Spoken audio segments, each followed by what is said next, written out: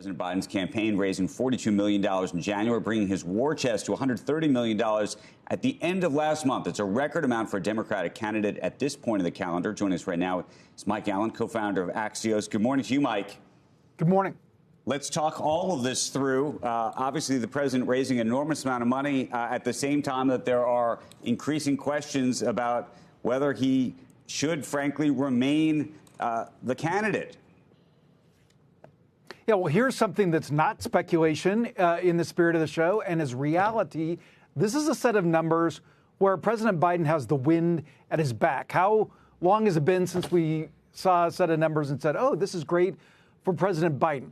But the money edge is real. So you mentioned in the tease, raised $42 million in January. A couple other numbers for your viewers, $130 million in the bank. But maybe here's the one that matters most.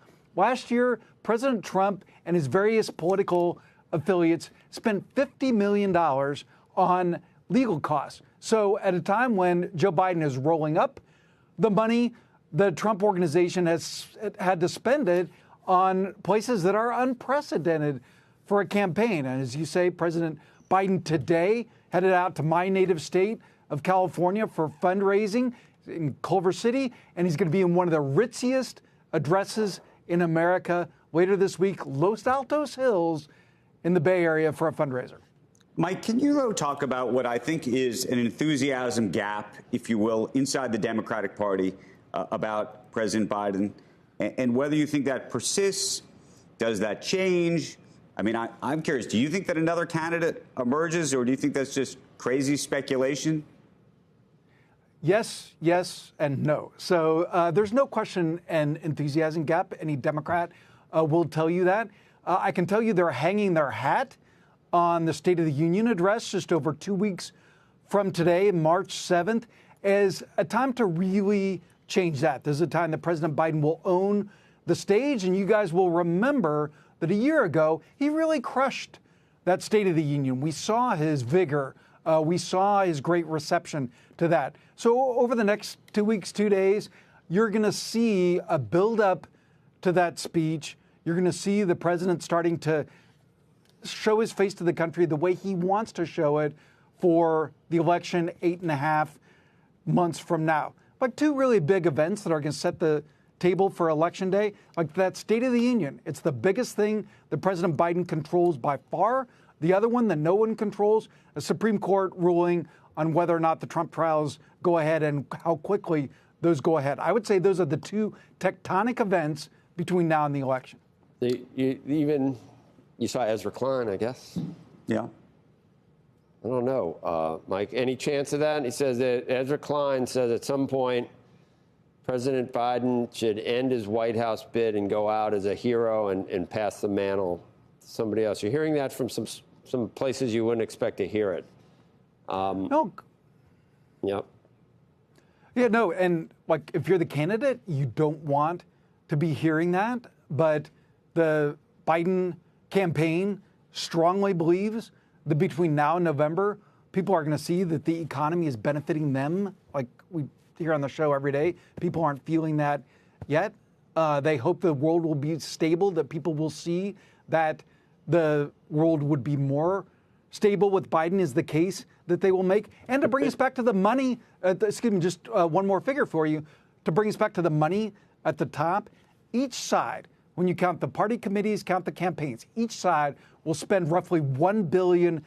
So Democrats are going to spend $1 billion, a whole lot of it, not telling us Joe Biden's awesome, telling us that Donald Trump is terrible, will be the Democratic message. And they believe that that's going to carry the day when they get to Election Day. We've all had relatives that we've seen at that point in life. And it's just undeniable if you look at the president from a year ago, 2 years ago, 5 years ago. Just watch any tape and then watch just as he exits Air Force One or the helicopter. We're talking about 5 more years, Mike, and that's undeniable. It's just undeniable. And I think it's putting a lot, and the case has been made. Why would he step down? It's one of the greatest jobs to have in terms of prestige and everything else. So he'd want to stay. But I think there does come a time when it's elder abuse and the entire party is telling him, hey, wake up, act like you're spry, act like you're not forgetful. This is all on your shoulders. I think it's elder abuse at this point. And 5 years from now, I think it's going to be mind-blowing what state that you can just see it. It's not about age. It's about the state of a person. And we were talking about Warren Buffett earlier. I mean, people are different. Warren Buffett at 94 versus or look 92. at Speaker Pelosi, right? Like today. Yeah. Yeah. Think about that. I mean, you can see it, can't you?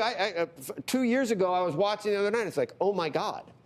The differences are stark. Joe, I just gave you the gist of the Biden case. The gist of the Trump case is that all the things that you're saying, the age will not change. Like, what will not change between now and November 5th? The president will not be younger. That's something they don't control. So what do they control? They control how he looks. So that's why in these 2 weeks, this run up to the State of the Union, I'm told Axios is up with a piece, Biden's reset moment, Biden's big reset. And Mike, let me ask you a money question, just a spending question. There's an argument inside the Biden administration that I've heard multiple times, and I'm curious if you've heard it, which is that they're not going to spend all of this money probably until after the convention, meaning they would not begin really going after Trump until something like September. Spend it on somebody else. No. But the idea is that not their view, not enough Americans, partially by the way they blame mainstream media for this, are seeing Trump on a day-to-day basis, are seeing the things that he's saying, and that if you could loop all of these things together repeatedly over and over and over again, that the American public would be outraged and the polls would be very different. What do you think of that? Andrew, as always, your sources are correct, and that fits in with part of the big thinking of the Biden campaign, which is you go up to Wilmington, talk to them, as I have, they'll tell you, we aren't focused on a poll today. We aren't focused on a segment today. What matters to us is the bottom line on November 5th. So it's all building to that.